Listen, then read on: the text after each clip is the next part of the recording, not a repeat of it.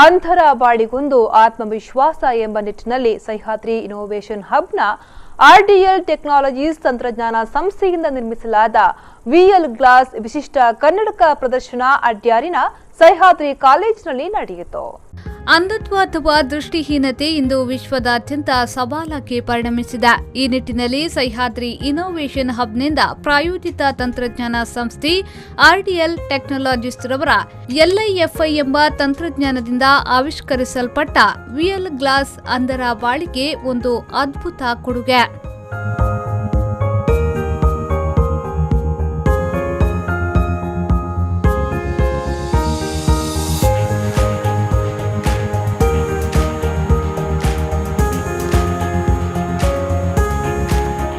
ಕಾರ್ಯಕ್ರಮದಲ್ಲಿ ಭಾಗವಹಿಸಿದ್ದ ಆರ್ಡಿಎಲ್ ಟೆಕ್ನಾಲಜೀಸ್ನ ನಿರ್ದೇಶಕ ರಾಘವೇಂದ್ರ ಜಿ ಶೆಟ್ಟಿ ಅವರು ವಿಎಲ್ ಗ್ಲಾಸ್ ವಿಶಿಷ್ಟ ಕನ್ನಡಕದ ಕುರಿತು ಸಂಪೂರ್ಣ ಮಾಹಿತಿ ನೀಡಿದ್ರು.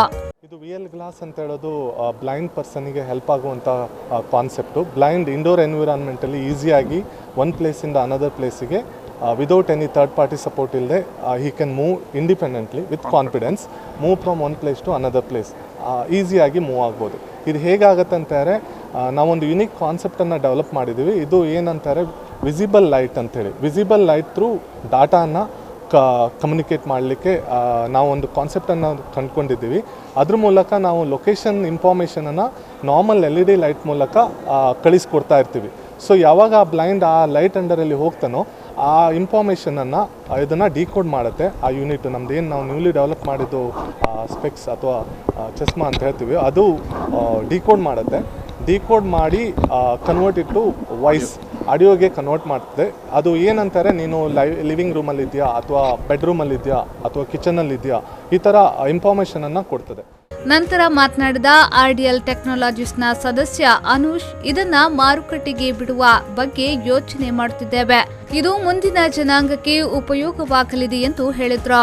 ಸೊ ಪ್ರಾಬಬ್ಲಿ ಇಂಥ ಒಂದು ಹೊಸ ಟೆಕ್ನಾಲಜಿಯನ್ನು ಅಂದರೆ ಟೆಕ್ನಾಲಜಿ ಯೂಸ್ ಮಾಡಿದ ಕಾರಣ ಮೋಸ್ಟ್ಲಿ ಬರುವಂಥ ಜನಾಂಗಕ್ಕೆ ಆ್ಯಕ್ಚುಲಿ ತುಂಬ ಇದನ್ನು ಯೂಸ್ಫುಲ್ಲಾಗಿ ಕಂಡು ಬರ್ಬೋದು. So probably once this is completely into functional, so probably everything is going to be fine. So we are just waiting to be launched in the market. So let's wait and watch for the full-fledged the sales and productions into the market.